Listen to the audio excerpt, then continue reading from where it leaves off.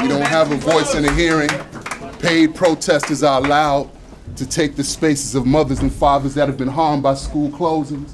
Taxpayers come from all over the United States, but we don't have the right to go to a Senate hearing to let a privatizer take over public education. Nobody talks to the people in our community. You express your opinions about our community, but nobody talks to us about what should happen to our schools. We are afraid of equity. It's an act of cowardice to run towards privatization and to run away from equity. We are as far away from Brown v. Board as we were in 1957. We deserve the right to have a say-so in what happens to our children.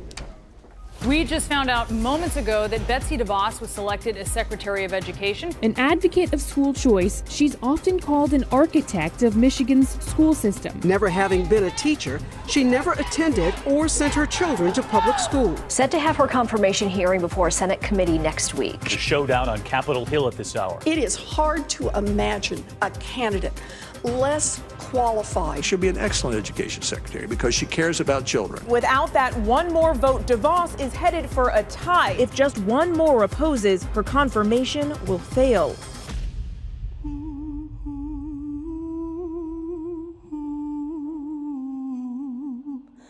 People from Detroit are suffering because the trust that they've given to the system through their tax dollars has been betrayed. Detroit, we used to have 1.3 million people. Detroit is a city now of about 775,000 people. 80% of the charter schools in Michigan are for-profit charter schools. 50% of the charter schools that have been advocated for, funded by Betsy DeVos, are amongst the worst schools in the United States. We have some of the most corrupt charter school operators in the country. Schools have opened and closed within a matter of weeks. What do we want? Dr. Moore! When do we want it? Now! If we don't get it, shut it down! We don't get it, shut it down! We don't get it! My name is G2 Brown from Chicago, Illinois. I'm the National Director for the Journey for Justice Alliance.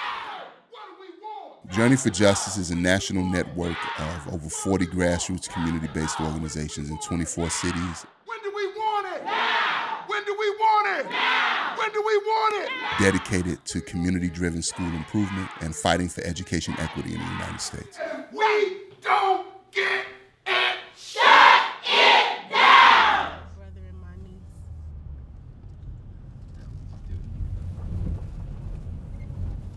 To this day, we still do not truly know why this school was closed. So this is Oakman. This is the school that they closed in 2013. The building was built in 1927, specifically for special needs students, which means, auditorium was accessible, bathrooms were accessible. I'll go around the block. Gardens were accessible. We had a garden. It was really nowhere in that building children couldn't go, whether they had a walker or a wheelchair. And so should all schools that receive if taxpayer funding be required to meet the requirements of the individuals with disabilities in education? I think that is a matter that's best left to the states. So some states might be good to kids with disabilities and other states might not be so good, and then what, people could just move around the country if they don't like how their kids are being treated? I think that's an issue that's best left to the states. What about the federal requirement? It's a federal law, the Individuals with Disabilities Education Act. Let's limit it to federal funding if schools receive federal funding. So this is McKenzie.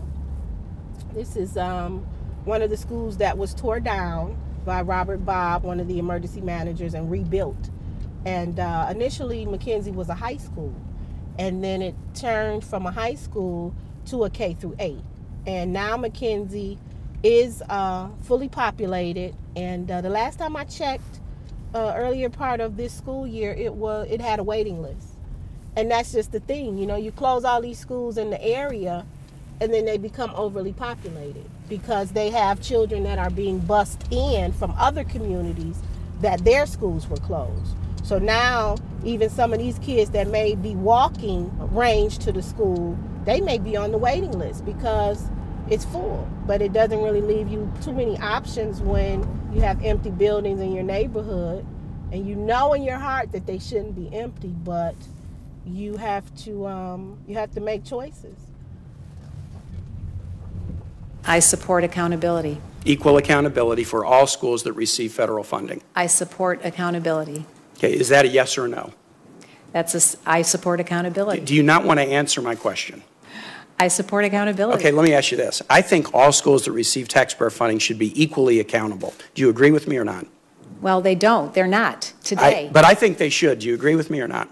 Well, no, because... You don't agree with me. Let me move to my next question. It is Monday, Martin Luther King Day, and that is very important because, as we all know, Martin Luther King stood for equality, justice, and just the fair way of life. And it's important to try to implement that in our everyday lives and continue to share his message with our kids. My name is Helen Moore. I'm an activist for our children, especially in Detroit, but all over the place. I've been working with children since I was 13 years old. I raised a lot of children, probably thousands that are really making a mark in this world. And what we need to do is think about all the children. I believe that when we do that and show them that we care about them and they know it, that's what they need, a lot of love and a lot of attention. That's what we've been doing over the years, many of our people. So everybody at this table has been an activist. We've all been involved. We all are in the same circle. We have researchers. We have folks with doctorate degrees. I have a law degree. We have parents that have children in the public schools, and we're all working together to try to make things better for our schools. But the interference comes in when people like Betsy DeVos with all this money, instead of getting out of our way, go create your own schools. If you love education so much, you got enough money. Do your own thing and get the hell out of our children's lives. We know how to educate them. They've been misused and done everything to. So we're going to D.C. tonight, and we're going to tell the nation that our children are brilliant, our children are smart, and they need the best education they can get.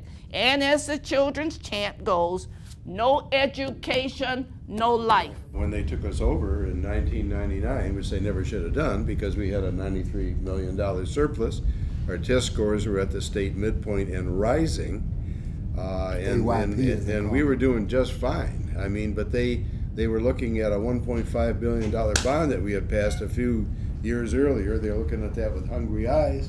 They took us over because they could. And now here we are, you know, a decade and a half later, the state has taken us over. They've completely ruined the school district. The test scores are the worst in the country, and we are billions of dollars in debt. Whereas when they took us over, you know, we were doing just fine. 23 years of being an educator in Detroit let me see the extreme drop that has become the DPS system in services and abilities and achievement, not just in the students, but also the teachers and the staff. They keep hollering about money. Which is more important? I'm gonna ask you, which is more important? The money in the school system or the children in the school system?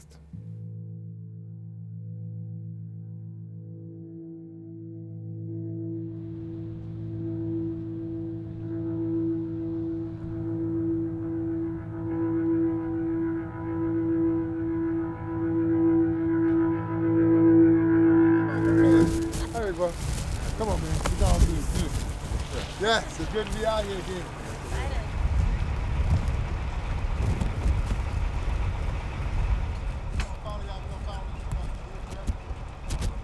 We have to make it by 10 o'clock tomorrow for the press conference, okay? Why are we here? Somebody tell, why are we here? Why are we going? I'm Betsy DeVos. Yes. That's the main reason. We have to try to stop her from being appointed over education. So that's what we're doing. We're going to sleep on the bus. Now, we've done this a million times before. It is not going to be easy because when we get there, we're doing press conferences, lobbying, talking to everybody, so you must go to sleep. We got to go till 5 o'clock before she's vetted, and we got all kind of meetings in between. So when we get off the bus driver's gonna go back to the hotel. Y'all can't go back to the hotel. This is civil rights. We fighting for our children. We're gonna get this. Any thoughts? Yes, I can't wait. I think this time I wish we had 9 more buses, but we must magnify from a small concentrated bus to make sure we get our message across. Okay, Victor. Betty DeVos, we ready? We're gonna go. All right, let's lock and load.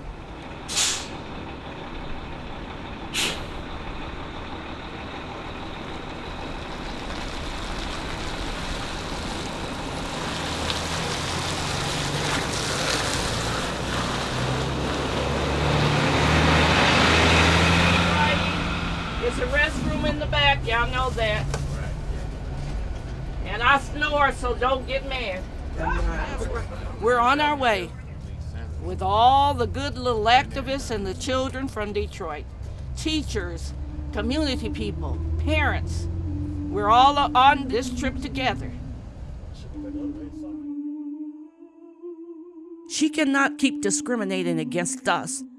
Now everybody's in the same pot, and they will have to experience what we experienced.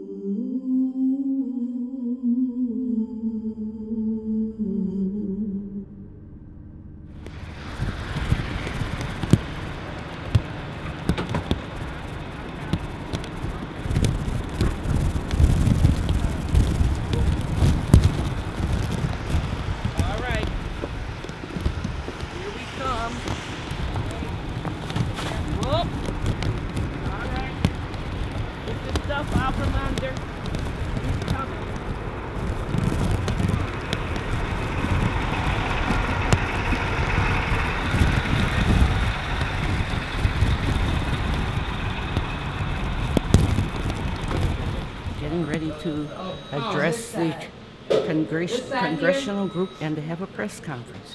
Took us long enough to get here. Please move to your right for me, everybody. Sir, get rid of this. You can't use this? No, not to take a picture of this. Okay.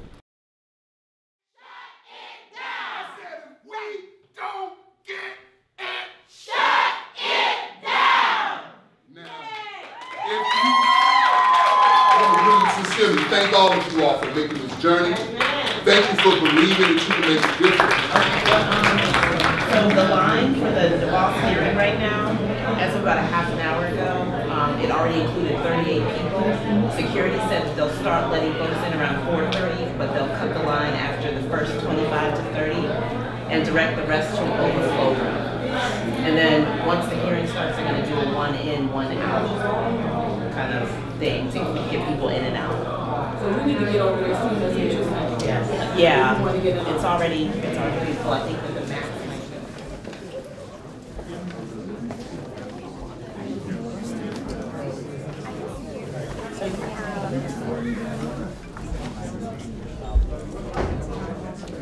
This is foolishness. This is what you call staged America. This is staged America. This is scripted America. What do you mean? Nowhere in the world you're going to have to sit there and have a Senate hearing to such a degree where the open public, the really concerned public who traveled hard to get here, is not being allowed because you had paid homeless people to hold spots until they get in. That doesn't, I mean, that's not America. Yes. Which homeless people? Most of them around on the end, just around that bend. They're like, man, come on, let me see. I come to live, but this is crazy. And they're mean. But when our children grow up, when black children grow up, they're going to have to pay for all this. They have to pay for this foolishness.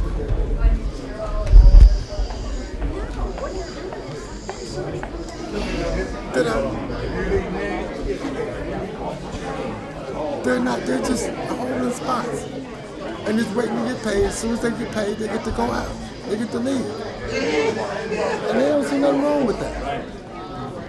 What's going on? If we've never seen anything in our lifetime like what's happening here, we would never know how they play the game. They have 2 lines, one here and one down there, and they're letting people come in, and they're keeping us out. so that we won't be able to. What's the matter? Can't walk the hallway.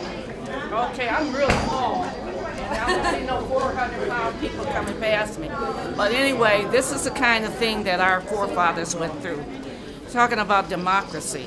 They staged this whole thing, paying people to be in line so that we can't get into the office where they're having the hearing. How do you know they paid people? Well, they told us. The people that are in line, some of them are out on the street, they actually have told us, and they said they're not really with these folks. They don't really know what's happening, but they need the money.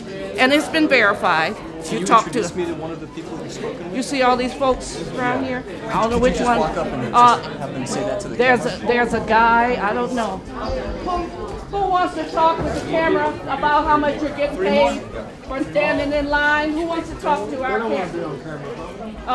Who wants to be on camera? Just be quiet, I know what I'm doing. Who wants to talk about how they're paying you to stand in the line against your own children and all your own children's education? Are y'all paying? Oh, you already have been told? Are y'all paying? No. Are we paying? We ain't paying. You want more money? You can't pay for democracy.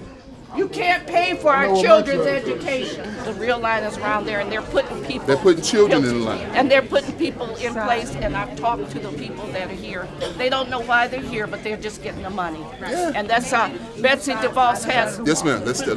Come on. Let's step. Mama. Just step with me. Step with me. We're gonna move on this time. It's okay. It's okay. Well, it might be okay, but our children are not being treated right, and neither are we. No. We want our children to be educated, and she's not going to do it. They're going to end up in prison, and some of you are going to suffer for it. The very ones that's trying to stop us. When they don't get educated in school, they go to prison. They kill each other. Please. They do all that. Please. I'm trying to. I'm too emotional. We're not in the middle. Oh, sure. We're to the side. We're to the side. I am. Thank you. Take a deep breath.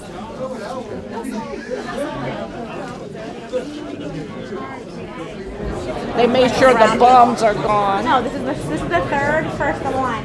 You see the other one was white. The last was white. Yep. That whole line was white 3 minutes ago. Yeah, they let some go in there. Those people just came off the elevator 10 minutes ago. And the white people all walked off. All the staffers walked off. No, they handpicked and put those people in the line and let the other people go. Yeah, because that's what they said. Reject this money. We're out of here. Reject this money.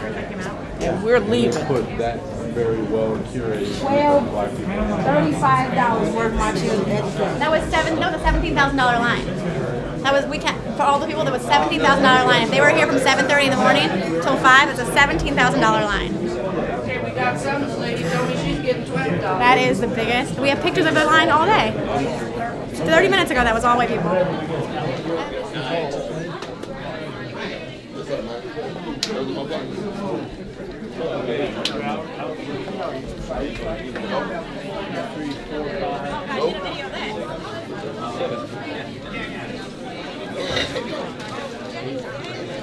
Look at it. These people want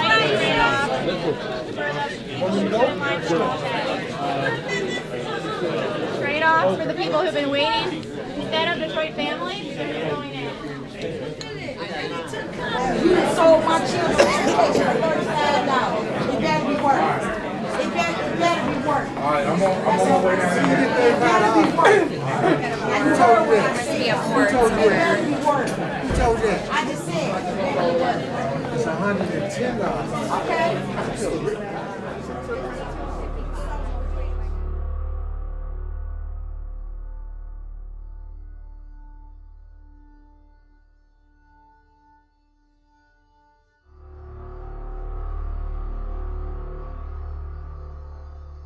What did the man say? 100. He said, no, correct yourself. It wasn't $35. It's $110. So you sold my kids' education out for $110. That's what he said. I'm a witness. Say it. He actually said that. Just say it. I swear, if I hadn't lived through this, I wouldn't believe it. I would not believe that people are that desperate that they would sell their own children education down the drain for $110. I think they're going to bail in.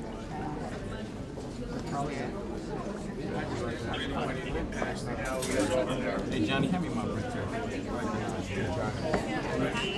He's going to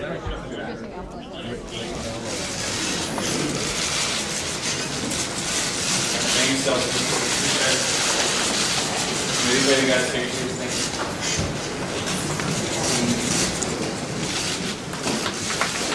We don't have a voice in the hearing.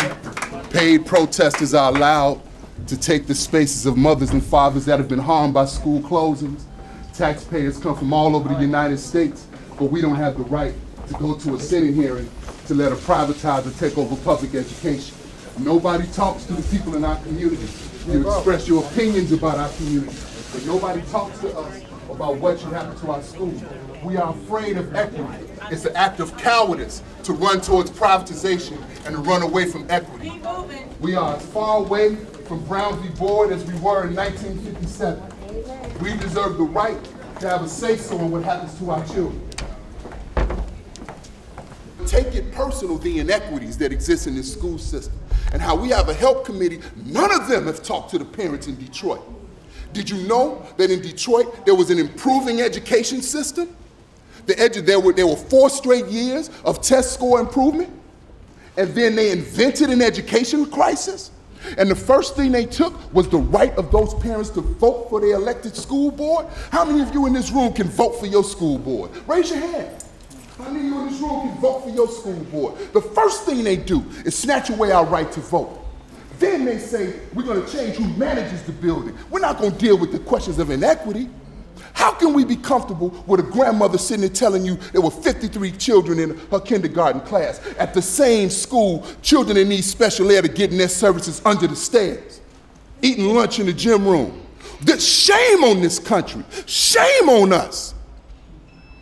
We are guilty of inertia. And so what we have to do is get arrested. We have to do hunger strikes. I was one of those hunger strikers that had to save Diet High School. On the 25th day of our hunger strike, Mayor Rahm Emanuel went to Lincoln Elementary, gave them a $21 million annex, an already wealthy school. To hell with those black children in Washington Park. This ain't no race card. We afraid of race. We afraid of it.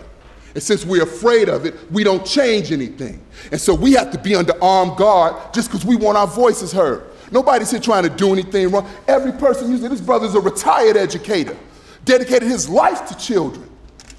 But we have to act like we're criminals. We're being criminalized while they got paid protesters out there. But we're being criminalized. This is what America really is. So all of the illusions of a post-racial society, you better get over that. Despite this great gray in my beard, I got an 8-year-old. I'm terrified for him. I'm terrified for him. This is your second warning.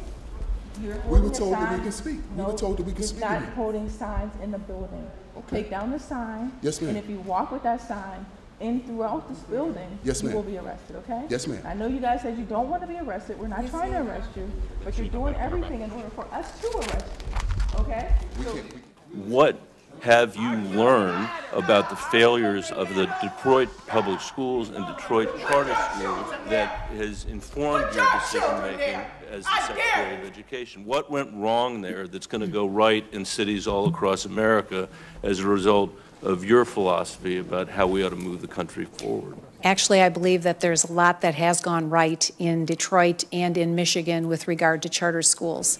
And the notion that there hasn't been accountability is just wrong. It's a faulty, it's false news. It's not correct. That's why the work in our neighborhoods is so important, because this space is corrupted. The struggle continues, but there is a struggle. This ain't David versus Goliath. This is a fight. You don't go to an action and expect the Red Sea to part. You go to an action to land a blow. Right? Then you come back and you figure out how you come back next time. So we landed a blow. We are believers. And so we have to spread that gospel around the country. I have a son. I can't look my son in the eye and know that he has no power, that he don't have a right to control what happens in his neighborhood. So my son sees a man that is not far from perfect, but does his best to make sure that we have self-determination. So that has to be the core essence of our education movement moving forward. We can't make the mistake that our brothers and sisters made in the civil rights movement. And that mistake was to believe that through legislation, we can transform a country that has never been held accountable for its hatred. Accountability breeds transformation.